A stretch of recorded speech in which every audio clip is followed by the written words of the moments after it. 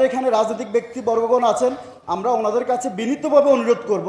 আমরা দেখেছি আপনাদের যে শরদুদ্দারে যে সমাবেশ ডেকেছেন, সেই সমাবেশে আপনারা 7 দফার ভিতরে একটি দাবি রেখেছেন জুলাই সনদের এবং গণহত্যার বিচার ও আহত নিহতদের পরিবারের পুনর্বাসন।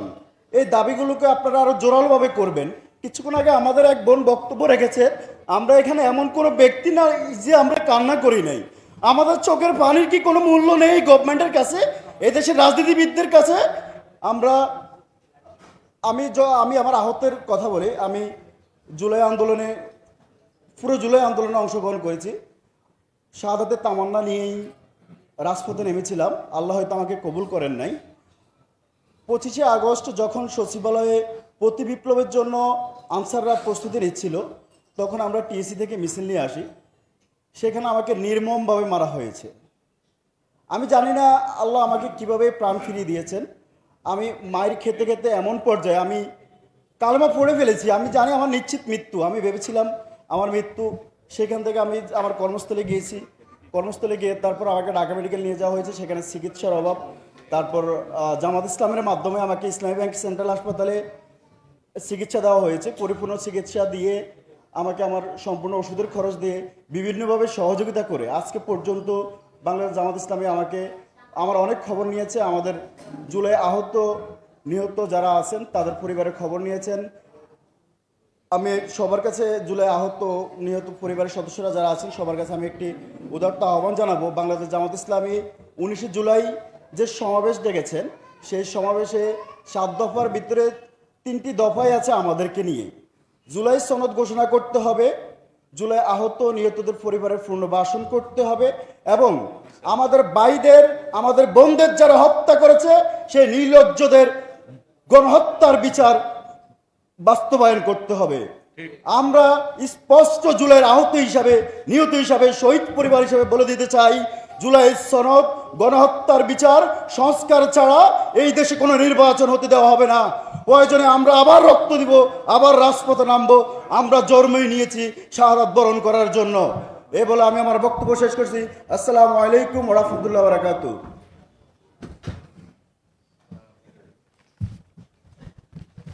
সম্মানিত সুধীমণ্ডলীর প্রিয় সাংবাদিক বন্ধুগণ, এ পর্যায়ে আমাদের উদ্দেশ্যে শহীদ পরিবারের পক্ষ থেকে কথা বলার জন্য আমি সবিনয় করছি শহীদ আলামিন হোসেনের সম্মানিত গর্বিত মা, আমাদের সদ্য মাকে কথা বলার জন্য আমি সবিনয় করছি।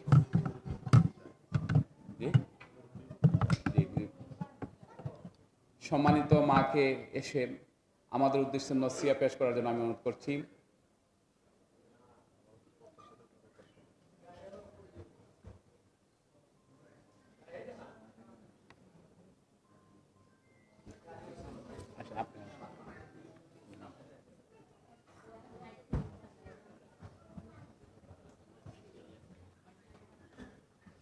আপনার কাছে চলে আসেন, নাকি আপনিও কথা বলবেন, মায়ের পরে আপনি কথা বলবেন।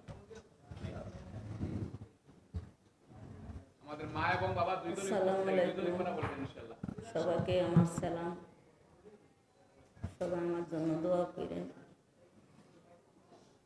5 আগস্ট আমার সন্তান হাসিনা নামানোর পরে আমার ছেলে আমাকে বলল, মা তুমি কোথায়? আমি বলছি, বাবা আমি তো ঘরে। তারপরে আমার ছেলেরে আমি জিজ্ঞাসা করলাম, বাবা তুমি কোথায়? বললো যে আমি নতুন বাজার। মা হাসিনা নামছে তুমি কি জানো? না বাবা আমি তো জানি না। বললো যে মা হাসিনা নেমে গেছে। তারপর আমাদের সাথে সে গল্লিরা অনেক মহিলারা সবাই মিলে আমার ডাকছে। আমি মিছিলে গেছি শাহবাগ। আমার ছেলে বলনের পরে আমরা খুশিতে সবাই মিছিলে নামছি। তারপরে শাহবাগের তনে ফিরনের সময় শুনি যে আমার ছেলে নাই। আমার ছেলেরে গুলি করে মারা হয়েছে। কারা মারছে জানি না। তো যারা মারছে আমার ছেলেরে তাকে জানি বাংলাদেশের বুকে তাকে জানি বিচার হয়। আমি এটুক বললাম। আমার একটা সন্তান, 3টা মেয়ে, আমার আর কেউই নাই। আমার মাথার উপর কোনো ছাতা নাই, আমার পাশে কেউ দাঁড়ানো নাই, একটি সন্তান, তার বাবার কেউ নাই। সে আমাকে বলছে, মা আমি বারবার না করছি, বাবা তুমি যাও না। আমারে বলতেছে, মা তুমি দোয়া করো, আমি দেশের জন্য নামতেছি। মা প্রথম শহীদ আবু সাইদ হয়েছে, শেষ শহীদ আমার ছেলে হয়েছে। আমার ছেলে এই দেশ স্বাধীন করে রক্তের বিনিময়ে চলে গেছে। সবাই আমার ছেলের লিগে দোয়া করেন। আমার আর কিছু চাওয়ার নাই, আর এখনই কথা বিচার হয়। আসসালামু আলাইকুম।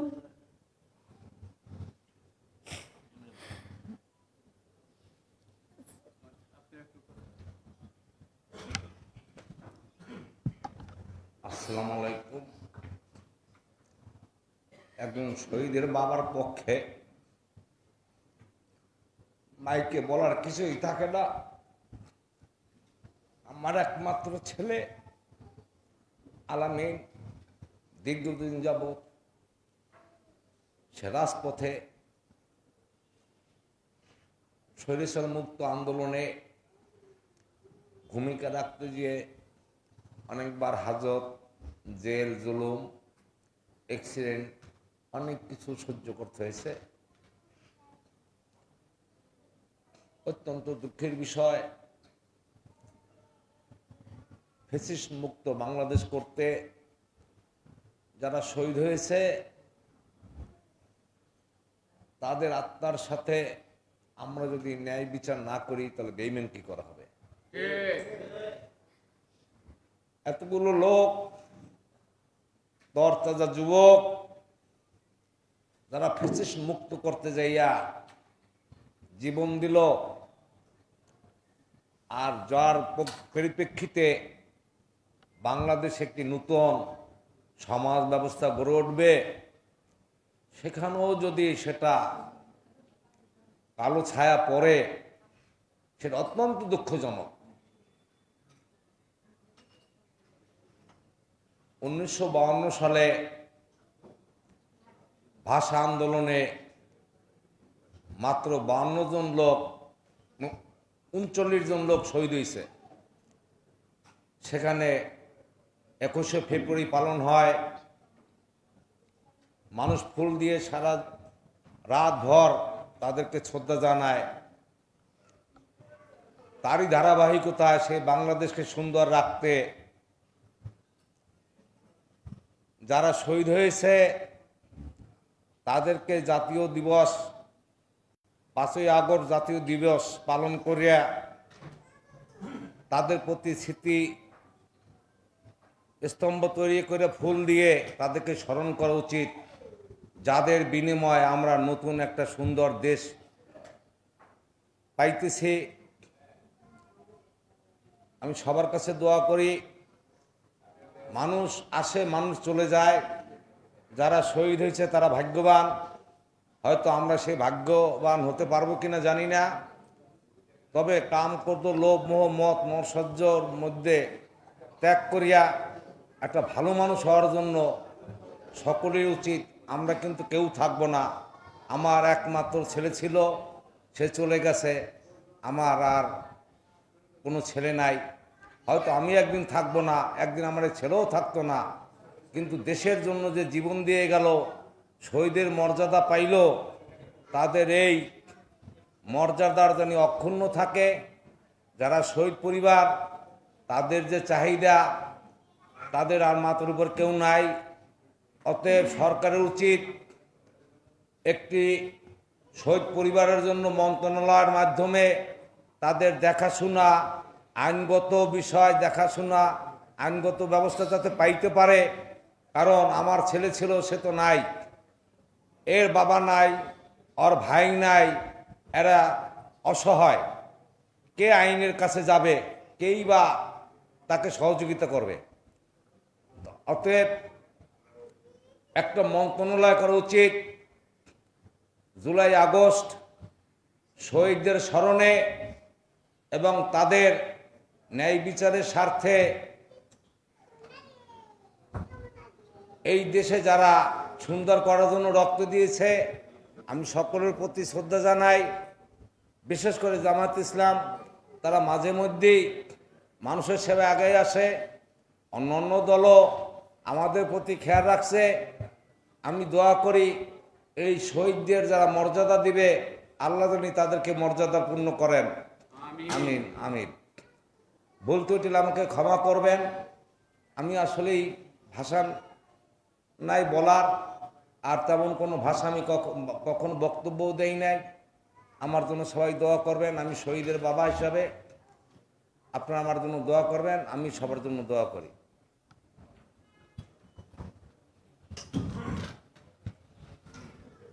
আলহামদুলিল্লাহ। সম্মানিত উপস্থিতি, এ পর্যায়ে একটু শহীদি গান নিয়ে আসেন আমাদের শিল্পী মনির হোসেন। শিল্পী মনির হোসেনকে এই দিয়ে দিব, এক পরে আপনারটা। শিল্পী সোহেল ভাইয়ের ইয়ে তো আপনি, হ্যাঁ হ্যাঁ, নাম কি? রিটন ভাই জি জি। শহীদ মনির হোসেনকে একটা শহীদি গান উপস্থাপন অনুরোধ করছি। সংক্ষিপ্ত পরিবেশ লম্বা করে না।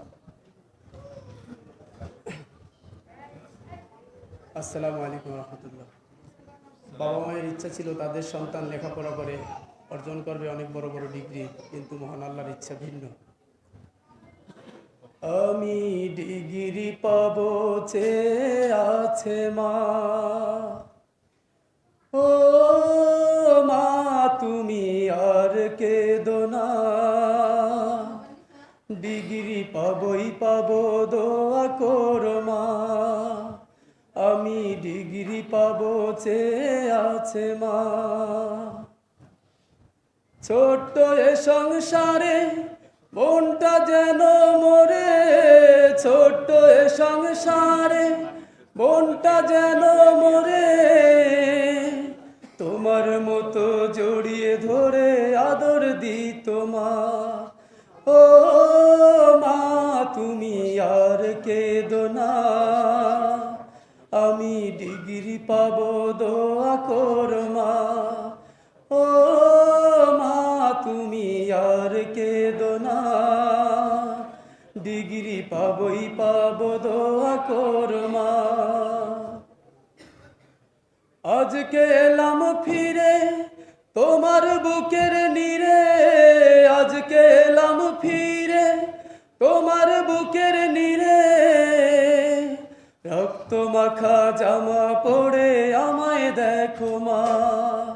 ও মা তুমি আর কেঁদো না। আমি ডিগ্রি পাবো, দোয়া করো মা।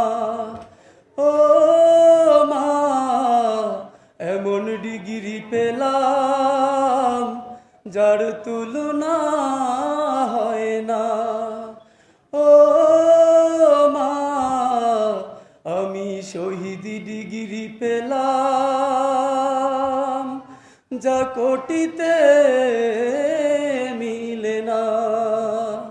আমি ডিগ্রি পাবো চেয়ে আছে মা।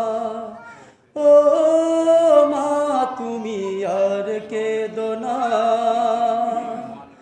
ও মা ওরা তোমায় আমায় বাঁচতে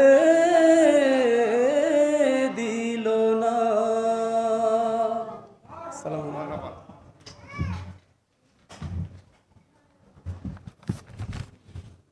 সম্মানিত প্রিয় সুধী মণ্ডলী,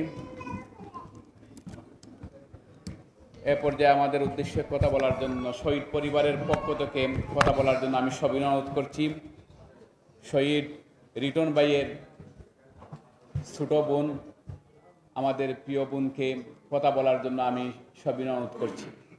কথা বলছেন যিনি ইডেন কলেজে লেখাপড়া করেন, আন্দোলন সংগ্রামেও ছিলেন।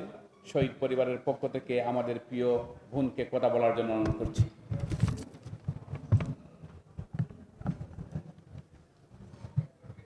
আউযুবিল্লাহি মিনাশ শাইতানির রাজিম। বিসমিল্লাহির রহমানির রহিম।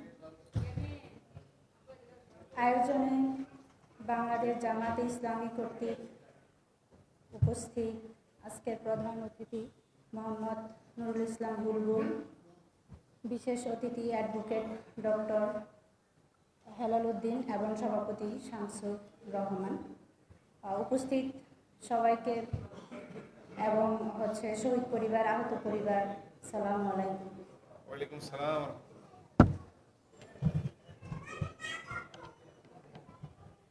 আজকে এখানে আমি এবং আমাদের সকল শহীদ পরিবার দাঁড়িয়ে আছে একটা বিষয়ের বিনিময়ে, সেটা হচ্ছে আমাদের সকল শহীদের রক্তের বিনিময়ে।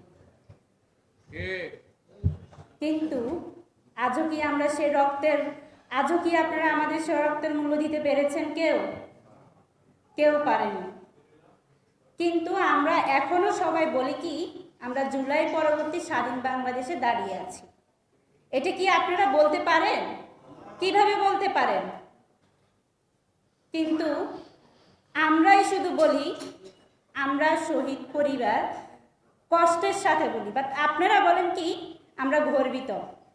কিন্তু কেন আপনারা কেন আমাদেরকে গর্বিত বলেন? আমরা তো তার মূল্য পাই নাই।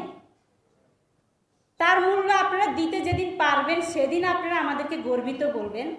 আমরা গর্বিত পরিবার। তো যাই হোক, আমি যদি আমার পরিচয় হিসেবে বলি, আমরা 3 ভাই বোন। আমাদের বাড়ি হচ্ছে নোয়াখালী হাতিয়া। আমার বাবা একজন স্ট্রোকের রোগী। আমার বড় ভাই, যিনি আকিস কোম্পানির সেলস ম্যানেজার ছিলেন, যাত্রাবাড়িতেই উনি জব করতেন। আমরা 2 ভাই বোন পড়াশোনা করি। আমার বড় ভাই, যিনি শহীদ হয়েছেন, মোহাম্মদ রিটন, আমার ভাই, তার ছোটটা জগন্নাথ ইউনিভার্সিটি থেকে মাস্টার্স কমপ্লিট করেছে 2021 সালে। আমি ইডেনে 4th ইয়ার অধ্যয়নরত আছি। তো আমার ভাই 2016 সাল থেকে আমাদের পড়াশোনা এবং আমাদের পরিবারের, এবং তার 3টা সন্তান আছে, দুটা ছেলে, একটা মেয়ে, এবং আমার বাবা মা সবারই ভরণ পোষণ, আমাদের পড়ালেখা সব কিছু দায়িত্ব তিনি বহন করতেন। তো তিনি ঢাকায় সবসময় আমাদের সাথেই থাকতেন। আমাদের সহযোগিতা, যত ধরনের, নুন কিনতে যদি 1 টাকা লাগতো সেটাও আমার ভাই দিত। আমার বাবার প্রতি মাসে 2000 টাকা করে হার্টের ওষুধ লাগে, সেটাও আমার ভাই দিত। অর্থাৎ আমাদের পরিবারের আপাতমস্তক যা দরকার আমার ভাই ভরণ পোষণ করত। আমার ভাই আমাদের পিছনে টাকা পড়াশোনার জন্য দিতে দিতে অস্থির, বলে যে, আমার ভাইয়ের নাম আরিফ, মেজো ভাইয়ের নাম, যে তুই কবে চাকরি পাবি? ভাই বলতো, ভাই এই তো আমি তো অনেক জায়গায় ভাইবা দিচ্ছি, বাট কোয়ালিফাইড তো হচ্ছি না, আমি কি করব? মানে রিটার্ন পর্যন্ত ভাইবা পর্যন্ত গেলেই দেখি সব বুকিং, সব আগের থেকেই বুকিং থাকে, আমি কি করব? ভাই বলতে যে আমি তো আর পারছি না, তুই একটু সংসারের হালটা ধর, ছোট বোনের পড়াশোনা, তোর পড়াশোনা, আমি তো আর পারি না। অবশেষে আমরা 24 সালটা পাই, যেটা আমাদের বৈষম্য বিরোধী ছাত্র আন্দোলন, যেটাতে আমরা 2 ভাই বোন এবং আমার বড় ভাইও অংশগ্রহণ করত, শুধু একটাই কারণে যে শেখ হাসিনা নেমে গেলে আমার 2 ভাই বোন চাকরি পাবে, আমার পরিবারের সচ্ছলতা আসবে। সেই জন্য জুলাই মাসের 1-2 তারিখ থেকেই আমরা আন্দোলনে সক্রিয় অংশগ্রহণ করতাম। ভাই তখন যাত্রাবাড়িতেই, তো আস্তে আস্তে যাত্রাবাড়ির দিকেও কিন্তু আন্দোলনটা হচ্ছে, আপনারা সবাই জানেন। তো যাত্রাবাড়িতে উনি সবসময় আন্দোলনে যোগদান করতেন আর বলতো যে শেখ হাসিনা কবে নামবে, আর দেশটাকে আর ভালো লাগছে না, তোরা যে কবে চাকরি পাবি, সবসময় এই কথাটাই বলতো আমার ভাই। আমিও চাই দেশটাকে স্বাধীন করতে, তোরা যেন চাকরি পাস, আমার ভাই এটাই সবসময় বলতো। তো আমি ইডেন থেকে সবসময় আমাদের একটা গ্রুপ বের হতো, আমিও আন্দোলনের সাথে সবসময় সম্পৃক্ত ছিলাম, এবং 4 তারিখ পর্যন্ত শাহবাগ মোড়ে আমরা অবস্থান করতাম। আপনারা সবাই জানেন ইডেন কলেজের শিক্ষার্থীদেরকে যেভাবে লাঠিচার্জ করা হয়েছে, হাতে পায়ে, মানে বিভিন্নভাবে তাদের উপর টর্চার করা হয়েছে। আমার ভাই 5 তারিখ সকালবেলা আমাকে ফোন করে বলে, তুই কোথায়? আমি বলি, আমি তো শাহবাগের মোড়ের দিকে আছি, আমি সংসদ ভবনের দিকে যাব। পরে বলছে যে, বাসা থেকে কেন বেরোছিস, আজকে তো অনেক ভয়াবহ। আমি কি, ভাই এতদিন তো গিয়েছি, আজকে না গেলে তো মানে স্বাধীনতার সফল যে হব সেটাই বৃথা যাবে। বলে আচ্ছা ঠিক আছে তুই সেভে থাকিস। বলে যে আরিফ কোথায়? আমি বলি ভাইও তো বের হয়েছে, জানি না ভাইয়া কোথায় আছে। এই বলে আমি বলছি আচ্ছা আপনি সাবধানে থাকবেন, কোনো সমস্যা নেই। দুপুর 1:30 আনুমানিক আমার ভাই হচ্ছে ওনার কলিগকে ফোন করে। আপনারা যদি একটু অনুমতি চাই, একটু রেকর্ড একটা যদি একটু শোনাই আমি।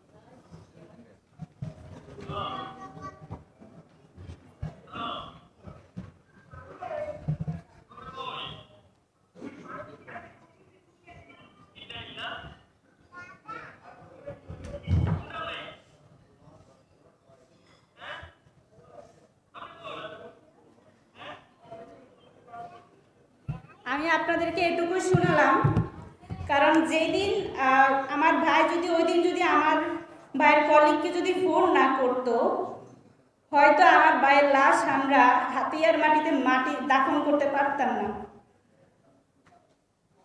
আমার ভাই ছিল আমাদের পরিবারের একমাত্র বট বৃক্ষের ছায়ার মতো।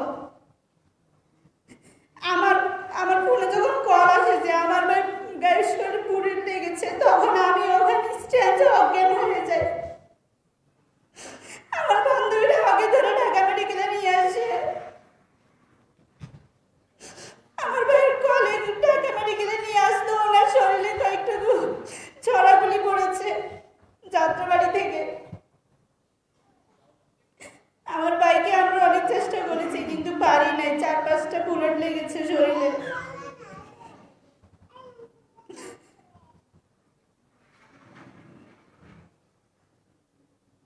আমার ভাই 5:40 শাহাদাত বরণ করে। তখন সবাই আনন্দের মিছিল করছে, কিন্তু আমরা কি করছি? আমাদের চোখে ছিল অশ্রু। আমার ভাইয়ের লাশ ছিল আমাদের হাতে। আমরা যখন আমার ভাইকে নিয়ে যাত্রাবাড়িতে যাচ্ছিলাম, তখন দেখি সারা রাস্তায় স্বাধীনতার পতাকা ছিল, আমাদের হাতে ছিল আমার ভাইয়ের লাশ। আমিও বলছি যে ভাই আমরা স্বাধীন পাবো, আমরা স্বাধীনতার পতাকা হাতে নিব, কিন্তু তার বিনিময়ে পেয়েছি কি? আমার ভাইয়ের লাশটা পেয়েছি। আমার ভাইয়ের পরিবর্তে সেখানে আমিও থাকতে পারতাম, আমার ছোট ভাই থাকতে পারত, কিন্তু আমাদের দুই ভাই বোনের বিপরীতে নিয়েছে আমাদের বৃক্ষকে, যে আমাদের ভাতের ব্যবস্থা করত, আমাদের 3 বেলার ভাতের জোগাড় করত। আমরা যে পরের দিন ভাত খাবো সেটা আমার ভাই পাঠাতো টাকা, আমাদের পড়াশোনা সবই আমার ভাই করত। আমার ভাইয়ের লাশটা নিয়ে আমরা পরের দিন দাফন করি। এর পরের দিন থেকে যে আমরা কি খাবো, কিভাবে চলবো, সেটা আমরা জানতাম না। শহীদের 10 থেকে 15 দিন পরে আমাদের বাড়িতে হাজিরা বাংলাদেশ জামাত ইসলামের দল, ওনারা আমাদের হাতে 2 লক্ষ টাকা উঠাই দেন। তখনই আমাদের পরিবার দুমুঠো ভাত খাওয়ার মতো স্বস্তি পায়। একমাত্র দলকেই দেখেছি সবার বাড়িতে গিয়ে গিয়ে সবার রান্নার ব্যবস্থা করে দিয়েছেন।